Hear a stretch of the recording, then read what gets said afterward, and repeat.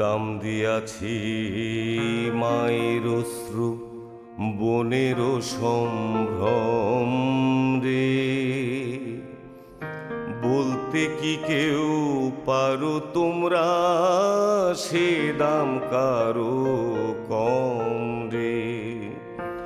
কত কুলের কুলাঙ্গনা নাম নিয়াছে বীরাঙ্গনা, দুঃখে বাংলার পদ্মা মেঘনা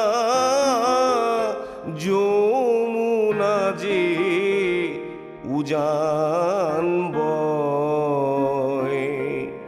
আমি দাম দিয়ে কিনেছি বাংলা, কারুর দানে পাওয়া নয়। আমি দাম দিয়ে কিনেছি বাংলা।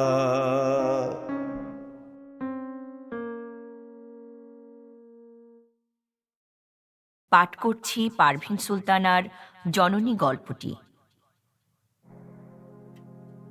আকাশে গর্জনের শব্দে বারান্দায় বসা শিউলি ভ্রাম্যমান মেঘের দিকে তাকায়। তার দু চোখ বিচরণশীল মেঘের খাঁজে খাঁজে অবিরত কি যেন খনন করে চলে। ভেসে যাওয়া মেঘেদেরও অবয়ব আছে। সে অবয়ব রচিত হয় চেয়ে থাকা মানুষটার মনের ভাবাবেগে। উড্ডীন মেঘেরা কখনো হয় উড়ুক্কু মাছ কিংবা হাতির সুর, কখনো হয়তোবা খরগোশ ছানা। হঠাৎ ঘাই খাওয়া হরিণীর মতো শিউলির দৃষ্টি হুমড়ি খেয়ে পড়ে ভাসমান মেঘের জমাট বাঁধা একখণ্ড সাদা তুলোয়। একটা শিশুকে ডুকরে কেঁদে উঠতে দেখে শিউলি সেখানে। বাচ্চাটার ররুদ্যমান ঠোঁটে বাঁকাচোরা হয়ে একটাই শব্দ ধ্বনিত হচ্ছে বারবার, মা, মা। শিউলি অনুভব করে দুধের ভারে তার পেরেশান স্তন দুটো ব্যথায় টনটন করছে। ক্ষুধার্ত শিশু আকুলি বিকুলি ঠোঁটে কাঁদছে। শিউলি মাতৃদুগ্ধ ভার স্তন দুটো আগলে চিৎকার করে ওঠে, এই শুয়োরের বাচ্চাটারে আমি দুধ খাওয়াবো না, শুয়োরের বাচ্চাটারে আমার চোখের সামনে থেকে সরাও। নির্জন বিকেলের ফুসলানিতে সেই দুপুর, বিকেল আর সকালগুলো মেলাদিন বাদে শিউলি বেগমের দোরগড়ায় আছড়ে পড়ে। তার গোঙানি বা কাতরতার শব্দ ভোঁতা দা দিয়ে জবেহ করা মোরগের ছটফটানির মতো শোনায়। এ আওয়াজে ঘরের পর্দা সরিয়ে শিউলিকে দেখে মঞ্জুয়ারা। ছোট বোনের আর্তনাদে বিকেলের শান্ত আয়োজনে চির ধরে। গাছপালার ফাঁক গলে চুঁইয়ে পড়া ছক্কাটা রোদের সোনালি কারুকাজ ছিঁড়ে খুঁড়ে কিশোরী শিউলিকে ঘিরে ধরে কিছু রাজাকার ও ৩-৪ জন পাক আর্মির একটা দল। দলের সামনে থাকা বিহারীপাড়ার শমশেরকে দেখা যায় সবচেয়ে তৎপর। ওর মুখে খই ফুটছে। স্যার, আর লড়কি বহুত হি খুবসুরত, ইনকা ভাই মুক্তি মেগা, ইনকা এক और बहिन है, वो भी बहुत शानदार जवान, खूबसूरत भी। কিছু বোঝার আগেই মেজবানির মুরগি ধরার মতো শিউলির ডানা ধরে টানাটানি শুরু করে দুটো রাজাকার। মঞ্জুয়ারা অন্ধকার স্যাঁতস্যাঁতে পানির ট্যাঙ্ক আর দেয়ালের অগম্য একটা জায়গায় কোনো রকমই নিজেকে ঠেসে ধরে। হাজার হাজার মশা চামড়ার ভেতর বিন্দু বিন্দু বিষ ঢুকিয়ে মচ্ছপ করতে থাকলেও মঞ্জুয়ারা টু শব্দটা করে না। আজ বিকেলে বড় খালার সাথে আম্মা নদীর ওপারে জিঞ্জিরায় গেছে তৈয়ব মামুর বাড়িতে। কথা ছিল রাত একটু ঘন হলে তারেক মামা এসে ওদের দুবোনকেও নিয়ে যাবে। নিঃশব্দে আয়োজন সম্পন্ন করছিল ওরা, যাতে কেউ বুঝতে না পারে। কয়েকদিন ধরে মনে হচ্ছে বড় ভাইয়ের মুক্তিযুদ্ধে যাবার খবরটা সম্ভবত চাপা নাই আর। এখানে থাকা একদম নিরাপদ নয়। আব্বা বছর ৩ আগে গত হয়েছেন। আম্মা সরকারি হাই স্কুলের সহকারী শিক্ষক। ওদের বাসাটা মোহাম্মদপুর বিহারি কলোনির কাছাকাছি। আম্মার সরকারি চাকরি, ঢাকা ছেড়ে যাই যাই করেও যাওয়া হলো না। মার্চের 25 তারিখের কালো রাতের ভয়কেও আম্মা সরকারি চাকরির দোহাই দিয়ে আপোস করে নিয়েছিল ওরা। মঞ্জুয়ারা ইডেনে ভর্তি হয়েছে মাত্র, ভাইয়ের অনার্স ফাইনাল ইয়ার, আর ছোট শিউলি ক্লাস 7-এর ছাত্রী। ওর হাতে এখনো পুতুল আর ছোট ছোট হাঁড়ি পাতিলের রান্নার গন্ধ। বারান্দায় শুকাতে দেয়া গামছা খোঁজার বাহানায় মঞ্জুয়ারা বারান্দায় আসে, দেখে শিউলি বেগমের আঁচল খসা স্তন দুটো নিরীহ গোবেচারার মতো ঝুলে আছে। মঞ্জুয়ারা দরদি পায়ে বোনের কাছে দাঁড়ায়। পায়ের শব্দে শিউলি বেগম ঘাড় ফিরিয়ে তাকায়। আপার সাথে চোখাচোখি হলে হাসবে কি হাসবে না এই দোলাচলে দোলে। একটু আগের শিশুর ক্রন্দনের শব্দ টোকা দিয়ে ঝেড়ে ফেলে স্বাভাবিক হওয়ার চেষ্টা করে শিউলি। স্খলিত আঁচল ঠিক করতে করতে তবুও আরেকবার সে আর চোখে টহলদারি মেঘের দিকে তাকায়। বাচ্চাটা কি এখনো আছে? এখনো দুধের জন্য কাঁদছে নাকি? না মোষের মতো কালো মেঘের দঙ্গলে ডুবে গেছে? ও ভাবে আজকে শিশুটিকে দুধ খাওয়ানোয় আপত্তি করবে না। শিউলি বেগমের অন্বেষণের মধ্যেই বড় বোন মঞ্জুয়ারা বলে, মেঘের যে গর্জন, এখনই বৃষ্টি নামবে, চলো ভেতরে গিয়ে চা খাই। বলতে বলতে শিউলি বেগমকে উঠিয়ে মঞ্জু ঘরে ঢোকে। কিছুক্ষণ পর তুমুল ঝড় বৃষ্টি শুরু হয়। টিভি অন করে বোনকে একটা চ্যানেলের ভেতর ঢুকিয়ে রান্নাঘরে ঢুকে চুলোয় চায়ের জল চাপায় মঞ্জুয়ারা। বলকোঠা পানির দিকে তাকিয়ে মন তার অতীতচারী হয়। সেই বীভৎস রাতে ঘরে ঢুকে জানোয়ারগুলো তারও খোঁজ করেছিল। না পেয়ে ভাঙচুরের তাণ্ডব করে চোখের সামনে তার কিশোরী বোনটাকে নিয়ে চলে গেল। কিন্তু সে নিজের প্রাণ বাঁচানোর তাগিদে একটা শব্দও করতে পারেনি। কথাটা মনে হলে আজও নিজেকে অপরাধী লাগে। বোনের চিৎকার আর আর্তনাদে শুনশান মোহাম্মদপুর খান খান হয়ে গেলেও একটা মানুষ বেরিয়ে আসেনি সে রাতে। রাস্তায় দাঁড়ানো জলপাই রঙের জিপটায় টেনে হিচড়ে তোলা হয় শিউলিকে। ভয় আর আতঙ্কে বাচ্চা মেয়েটা পাগলের মতো চেঁচাচ্ছিল। অনেক রাতে তারেক মামা এলে সে রাতে নদীর ওপারে মায়ের কাছে চলে গিয়েছিল মঞ্জুয়ারা। শিউলি বেগম সোফায় পা তুলে টেলিভিশনে মনোযোগ দেওয়ার চেষ্টা করে। নাচের প্রোগ্রাম শেষ হয়ে ডকুমেন্টারি শুরু হয় একটা। দাও দাও আগুন জ্বালিয়ে হেলমেট পরা একদল আর্মি উল্লাস করছে। কিছুক্ষণ পর লুঙ্গি গেঞ্জি পরা মুক্তিযোদ্ধাদের দেখা গেল। ব্যাকগ্রাউন্ডে বাজছে, মোরা একটি ফুলকে বাঁচাবো বলে যুদ্ধ করি।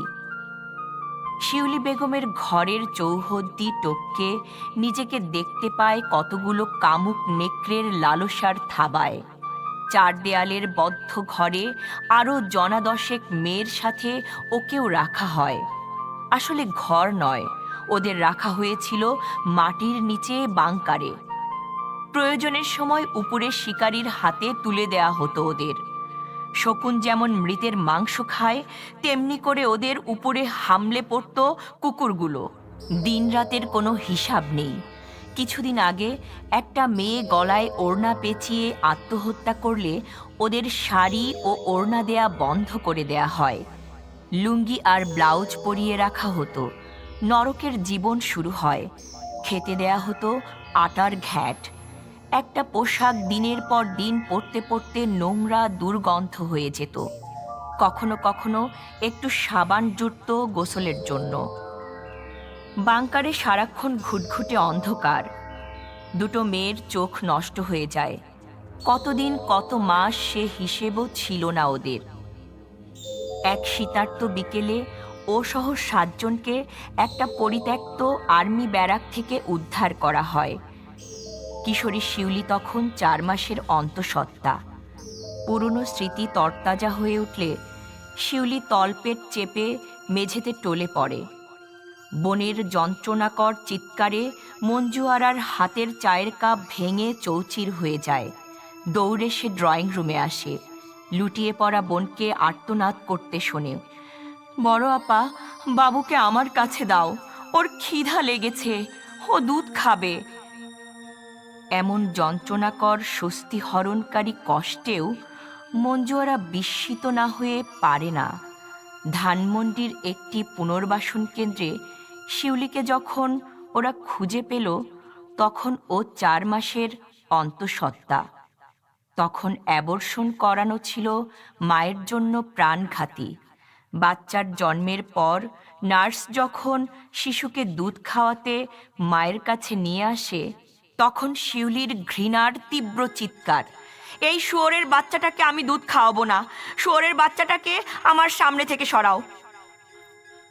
আজ এই প্রথম বোনকে জননী হয়ে উঠতে দেখে বিস্ময়ে স্থবির হয়ে যায় মঞ্জু আরা।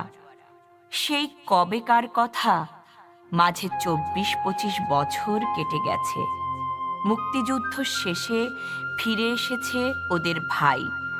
মা সহ ঢাকায় ফিরে পাগলের মতো খুঁজে খুঁজে শেষে ধানমন্ডির পুনর্বাসন কেন্দ্রে শিউলিকে পাওয়া যায়।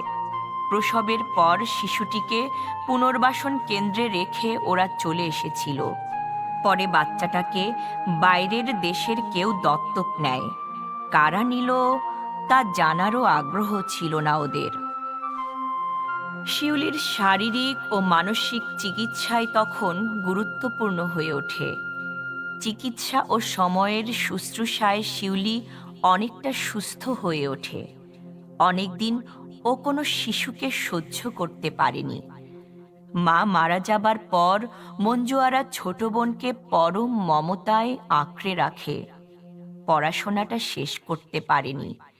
মাঝে মাঝে মানসিক ভারসাম্যহীন হয়ে যায়। তার একটাই সংলাপ, শুয়োরের বাচ্চাটাকে আমি দুধ খাওয়াবো না, ওকে আমার সামনে থেকে সরাও। আজ যন্ত্রণা কাতর বোনের পাশে তাই বিস্ময়ে স্থবির হয়ে কিছু সময় দাঁড়িয়ে থাকে মঞ্জু আরা। অনেকক্ষণ পর শিউলি নিজেই উঠে বসে। সুস্থ স্বাভাবিক গলায় বলে, আপা, আমার ছেলেটা কি বেঁচে আছে এখনো? কত বয়স হলো ওর? সময়ের নদী বয়ে যায়।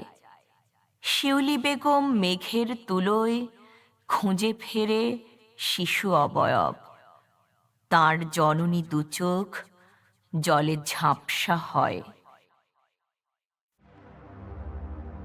ঈশ্বরের সন্তান হে পরম প্রিয় যিশু। প্রার্থনা সঙ্গীতের মূর্ছনা শুনতে শুনতে ঘুম ভাঙে আমার। পালিত পিতার ঘন আর গম্ভীর স্বর লাফিয়ে লাফিয়ে ভেন্টিলেটর থেকে আমার অর্ধ নিদ্রাতুর কানে চুইয়ে পড়ে। যদিও সারা শরীর তন্দ্রাচ্ছন্ন, শুধু ঘুম জবজবে চোখ আর অলস মাথাটায় কান দুটো জেগে ওঠে।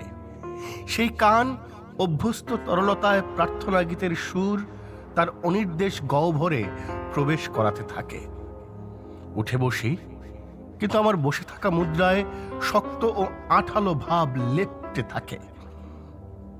তারপরও বিছানায় বসে বসেই ঈশ্বরের বন্দনা দিয়েই দিনের শুরু করি। আমাদের পরম পিতা এবং তার সন্তান। তখনও জানতাম না যে এই হবে সুনির্দিষ্ট ধর্মের জন্য গাওয়া আমার শেষ প্রার্থনা স্তব। এসব কথা পরে বলছি। তার আগে আজকের ভোরবেলা এবং বদলে যাওয়া বিকেলের আগের সময়টার কথা বর্ণনা করি। মূলত এই 1.5 রুমের ভাড়া বাসায় আমরা দুজনই বাসিন্দা। বাসাটা স্কুল থেকে কাছে বলে বাবার এটা পছন্দ।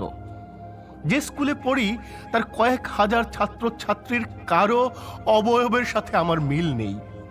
যদিও একই উচ্চারণে রাশিয়ার জাতীয় সঙ্গীত গাই, দেশের ঐক্য ও শান্তির জন্য কৃপা প্রার্থনা করি।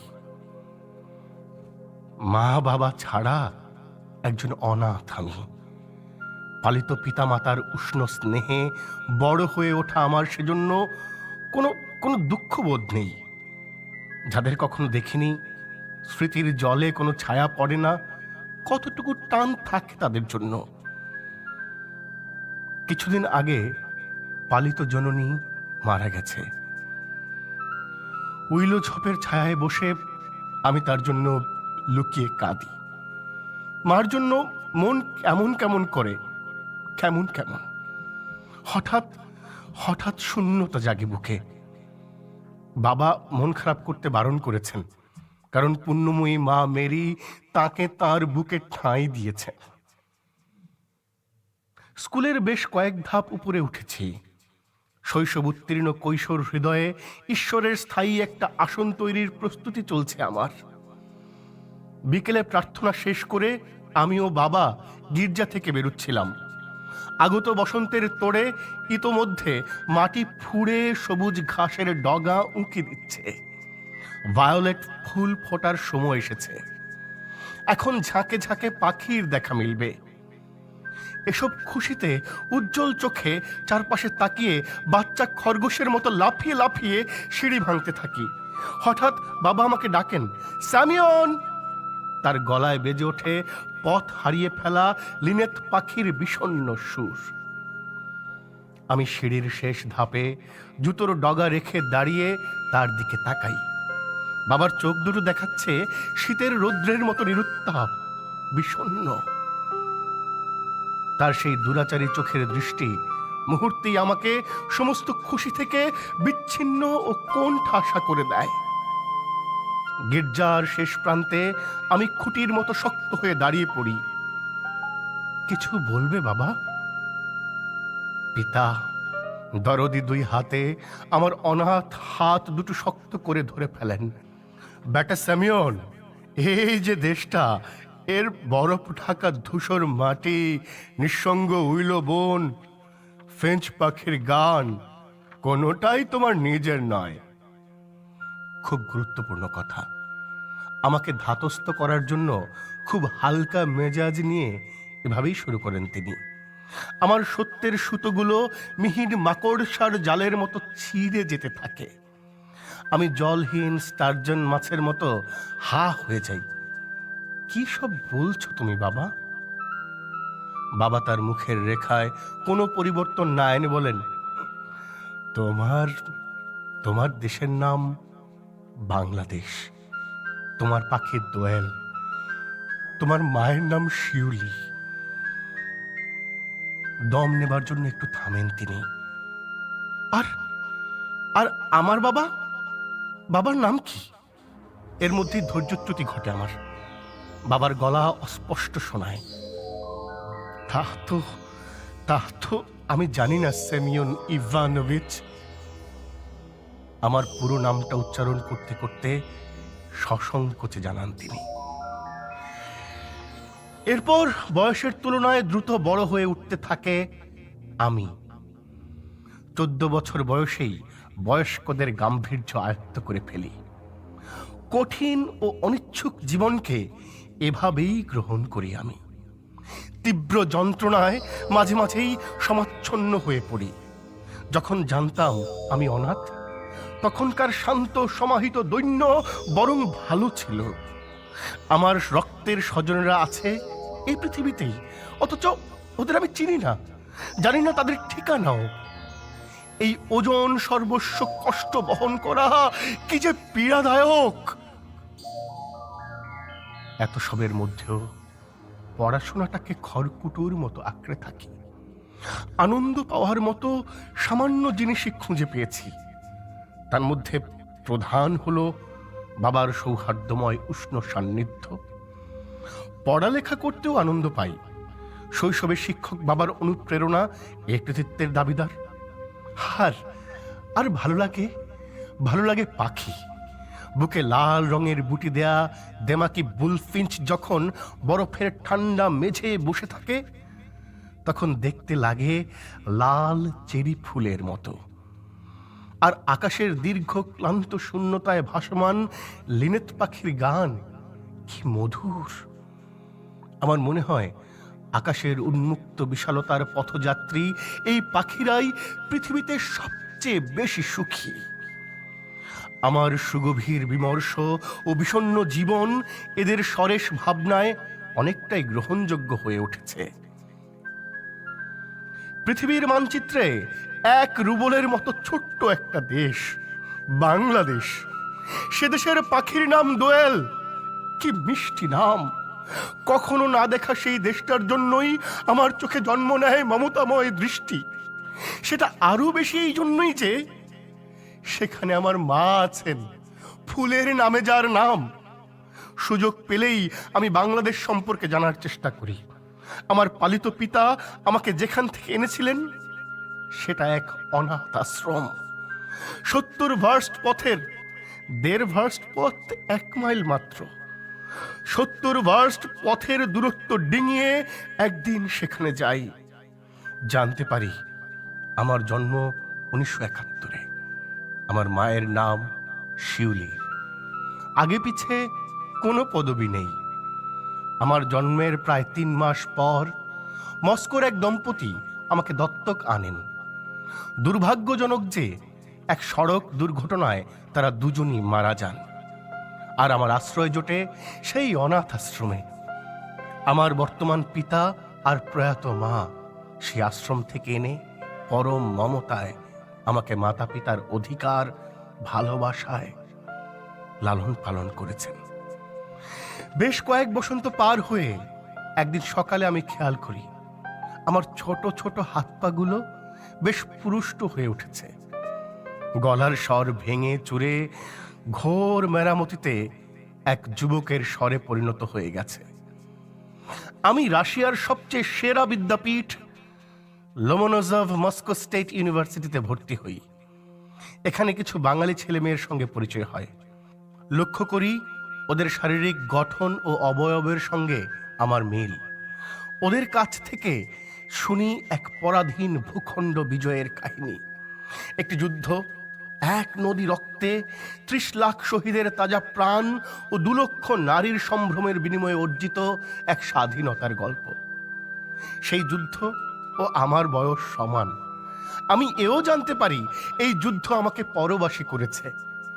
আমার যন্ত্রণা আমাকে ক্রমশ আকুল করে তোলে মাকে খোঁজার জন্য। তাকে দেখার বাসনায় ক্রুশবিদ্ধ যিশুর মতো অবিচল বেদনায় নীরব থাকি। সামারের লম্বা ছুটিতে বাবার কাছে ছুটে যাই। তাকে জানাই বাংলাদেশে যাবার জন্য সঞ্চয় শুরু করেছি। শিউলি নামের 3 জন বীরাঙ্গনার সন্ধান মিলেছে। যদিও তারা এত বড় ত্যাগের সম্মান লজ্জা আর ভয়ের সঙ্গে গোপনে বহন করছেন। এসব তথ্য সংগ্রহে আন্তরিকভাবে আমাকে সাহায্য করেছে বাংলাদেশ দূতাবাস ও এখানে পড়তে আসা বাংলাদেশি কিছু ছাত্রছাত্রী।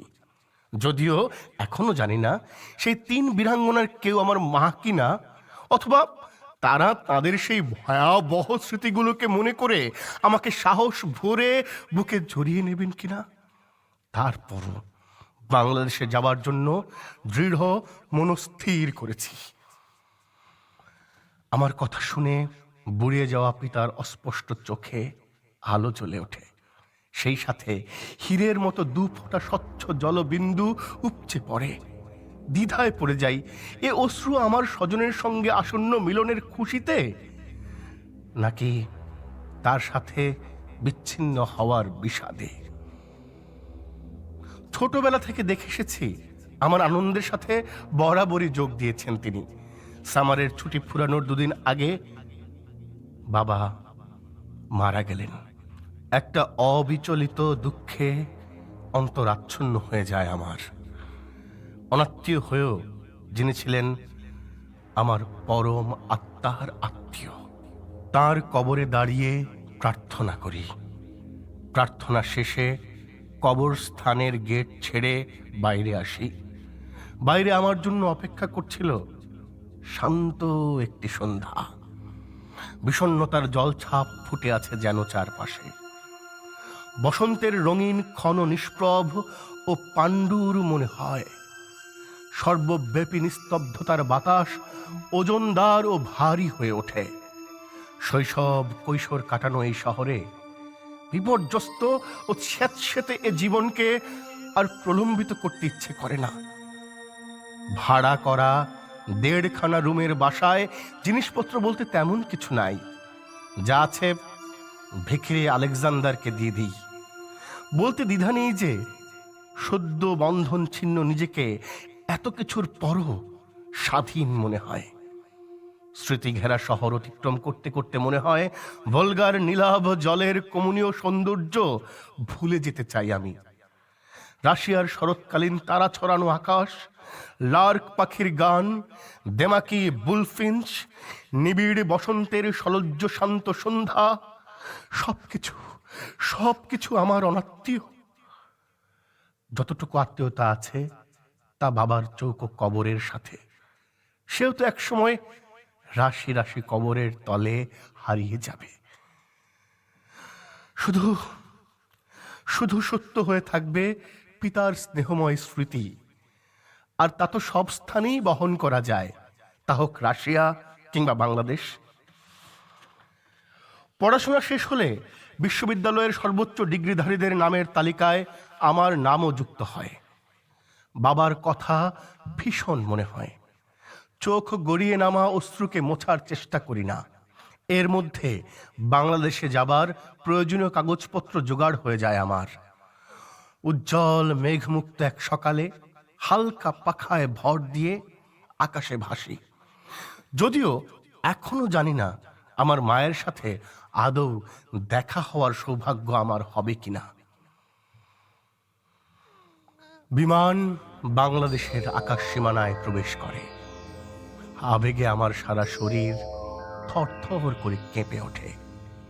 রানওয়ে ছুঁই ছুঁই হওয়ার আগে স্থৈর্যহীন আমি জানালা দিয়ে বাইরে তাকাই। পাখিরা অবাধ স্বাধীনতায় অক্লেশে উঠছে। কোনো পিছুটান নেই, না আকাশের না মাটির। আমার অন্বেষণরত চোখ একটি পাখি দেখার জন্য উন্মুখ হয়। জানালায় আকুল দৃষ্টি উড়িয়ে দেই। না, স্কাইলার্ক পাখি নয়, চেরি রঙের সুন্দরী বুলফিঞ্চও নয়। যে পাখির নাম দোয়েল, তাকে খোঁজে আমার দৃষ্টি। যার পালকের রং আমার মায়ের কষ্টের মতো, নিরন্তর ধূসর।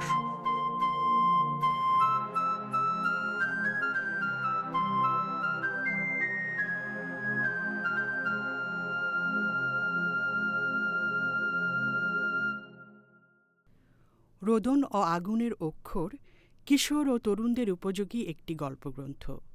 এতে স্থান পেয়েছে ৪৫ জন লেখকের গল্প, যাদের মধ্যে রয়েছেন শিক্ষক, সাংবাদিক, প্রকৌশলী, গবেষক এবং নানা পেশায় যুক্ত সৃষ্টিশীল মানুষ। পেশাগত জীবনের বাইরে তারা লেখার জগতে একান্ত নিষ্ঠা ও আবেগে সক্রিয়। সামাজিক যোগাযোগ মাধ্যমেও তাদের অনেকেই পরিচিত মুখ। এদের মধ্যে বহুজন পেয়েছেন রাষ্ট্রীয় ও সাহিত্যিক স্বীকৃতি। এই গ্রন্থ ৭১-এর মহান মুক্তিযুদ্ধের সময়কার এক নীরব আর্তনাদের দলিল, যা বছরের পর বছর উপেক্ষিত থেকেছে। এখানে উঠে এসেছে বীরাঙ্গনা ও যুদ্ধশিশুদের ক্ষতবিক্ষত ইতিহাস, তাঁদের অদম্য জীবনযুদ্ধ। গল্পগুলো এমনভাবে রচিত যে প্রতিটি কিশোর ও তরুণ পাঠক এই অপরাজিত নারীদের মর্মবেদনা ও আমৃত্যু সংগ্রামের সাহস তাদের হৃদয়ে উপলব্ধি করতে সক্ষম হবে। এই ইতিহাস নির্ভর গল্পগুলো কেবল অতীত স্মরণ নয়, বরং আগামী প্রজন্মের কাছে দায়িত্বের আহ্বান। প্রকৃত ইতিহাসকে ধারণ ও লালন করে তারা দেশ গড়ার কাজে প্রত্যয়ী হবে, সেটাই আমাদের প্রত্যাশা।